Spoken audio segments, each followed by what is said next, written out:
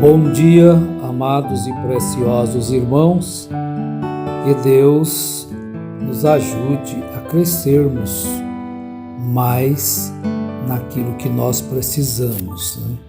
Crescer na graça e no conhecimento de nosso Senhor Jesus Cristo. Nós queremos falar sobre o tema Vida Exemplar. E nós precisamos realmente de termos uma vida exemplar. Agora, existem bons exemplos e também existem maus exemplos. A vida é uma coisa engraçada, né? Bênção e maldição, luz e trevas, inferno ou salvação, vida e morte. Estamos sempre diante destes quadros na nossa vida. Em tudo assim, obediência, desobediência, piedade versus impiedade, moral versus o imoral. Então, nós temos diante de nós escolhas. E quando Jesus quis exemplificar como devem ser os seus discípulos, ele tomou dois elementos, tomou o sal e a luz, para mostrar como os discípulos do Senhor devem ser. Vós sois o sal da terra. Então aqui está em Mateus 5, né, verso 13, o primeiro elemento da terra. Vós sois o sal da terra. Ora, se o sal vier a ser insípido, como lhe restaurar o sabor? Para nada mais presta senão para ser lançado fora e ser pisado pelos homens. Olha a responsabilidade quando nós dizemos sou discípulo de Jesus. Ou você vai trazer bênção através da sua vida, do seu comportamento, ou vai trazer escândalo. E quando esse sal deixa de temperar, de salgar, de repente ele está se tornando algo para ser pisado. Nós temos falado bastante a respeito da vida, né? Porque eu falei há pouco tempo a respeito de um pastor para defender o erro gritante, contumaz de outro pastor, tomou o exemplo de um homem do mundo. De um homem do mundo que não teme ao Senhor e nem está pregando o Evangelho. Eu achei muito distante, né, para justificar o erro. Porque você não pode cobrar luz de quem não diz que é luz. Você não pode comparar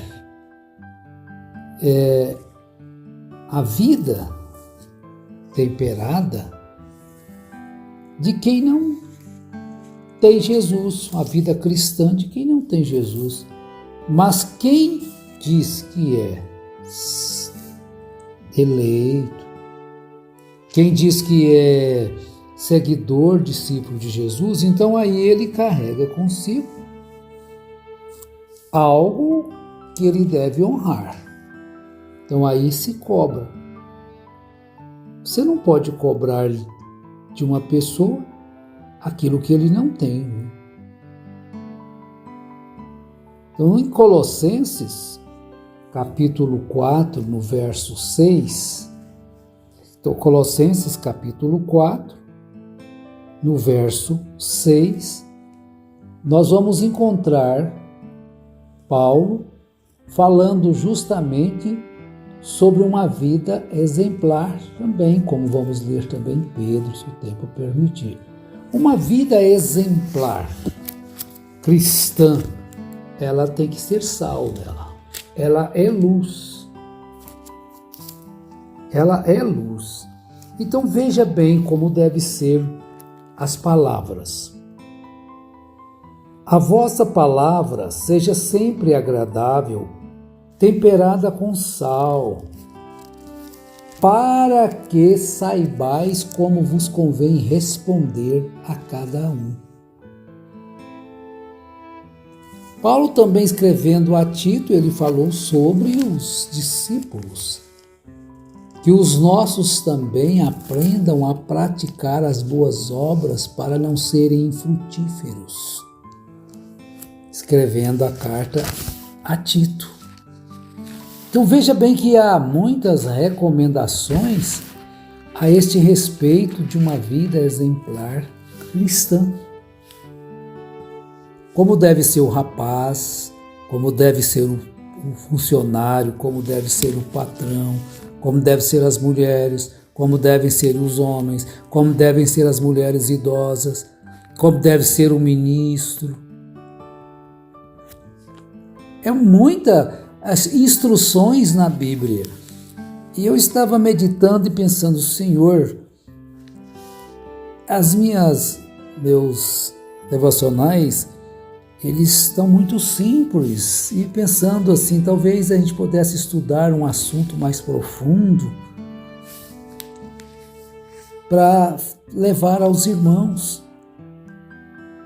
Mas estas coisas, elas são profundíssimas, porque às vezes se perdem em mistérios, em arrebatamento, em milênio, em fim do tempo, em volta de Jesus e se envolvem com isso em curas, em visões, em milagres. E de repente, a vida se torna infrutífera. A vida se torna contrário às Escrituras. Então, Paulo escrevendo a Tito, ele diz no verso 14 do capítulo 3, assim: e os nossos aprendam também a aplicar-se às boas obras, nas coisas necessárias para que não sejam infrutuosos. Então vejam. Então a nossa vida, conforme já lemos em Colossenses, ela deve ser temperada com sal. As palavras. As vossas palavras seja sempre agradável.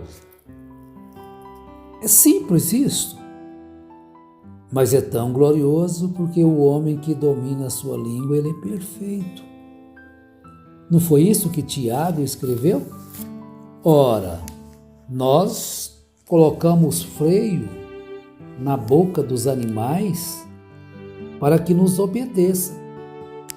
Então ele diz no capítulo 3 de Tiago: meus irmãos, muitos de vós não sejam mestres, sabendo que receberemos mais duro juízo. Mestre é aquele que ensina. Tem que ter cuidado no ensinar, para não ensinar nada errado. Agora vejam bem o verso 2. Porque todos tropeçamos em muitas coisas. Se alguém não tropeça em palavra, tal varão é perfeito e poderoso para também refrear todo o corpo. Pois você pode ler o capítulo 3 de Tiago, né? Mas nós estamos aí, agora vamos para a carta de Pedro, né? Para Pedro escrevendo para nós a respeito dessa vida exemplar também, porque é muito útil isso nas nossas vidas. O cristão deve esperar o Senhor, viver uma vida reta, estudar as Escrituras e assim crescer em Cristo. Vamos repetir? O cristão, é dever dele esperar o Senhor. Ele é um servo vigilante. Ele não está preocupado se Jesus vem amanhã, se é de manhã, se é à tarde, se é à noite, de forma alguma. Mas como ele é um discípulo obediente, ele sempre espera o Senhor, todos os dias. Ele não sabe que hora virá o Senhor, o servo prudente, mas ele está sempre fazendo aquilo que o Senhor deixou ele para fazer. Agora, viver vida reta, estudar as Escrituras e assim crescer em Cristo. Pedro escrevendo, segunda carta, capítulo 3, verso 14. Por esta razão, pois, amados, olha, esperando estas coisas, empenhai-vos por serdes achados por ele em paz, sem mácula e irrepreensíveis. Tende por salvação a longanimidade de nosso Senhor, como igualmente o nosso amado irmão Paulo vos escreveu, segundo a sabedoria que lhe foi dada. Ao falar destes assuntos, como de fato costuma fazer em todas as suas epístolas, nas quais há certas coisas difíceis de entender, que os ignorantes e instáveis deturpam, como também deturpam as demais escrituras, para a própria destruição deles. Como as escrituras nos enriquecem de sabedoria, como as escrituras que quando nós as observamos e buscamos colocar em prática, faz de nós pessoas sábias, prudentes, servos prudentes. Aí ele diz, vós, pois, amados, prevenidos como estáis de antemão, acautelai-vos, não suceda que, arrastados pelo erro desses insubordinados, descaiais da vossa própria firmeza. Então, essa firmeza é aonde? Na areia ou na rocha que você está? Porque Jesus é a rocha, a pedra principal de esquina, a pedra que os construtores rejeitaram. Quem são esses construtores? Não são, porventura, os líderes religiosos? Que rejeitam e vão continuar rejeitando o fundamento que é Cristo. Por quê? Acham-na muito simples e têm que arrumar coisas mais profundas, então começam a tabular coisas e chegam até a profetizar volta de Jesus, tempo que Jesus virá. Tudo isso é falta da firmeza cristã. O cristão não é preocupado quando Jesus vem, quando virá. Porque às vezes traça uma data para tal, mas a pessoa não morre, pode morrer antes. Jesus está vindo todos os dias.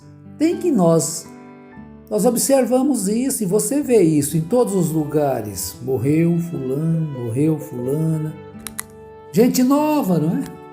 Morreu isso, aquilo. Mas então, concluindo aqui. Vós, pois, amados, prevenidos como estáis de antemão.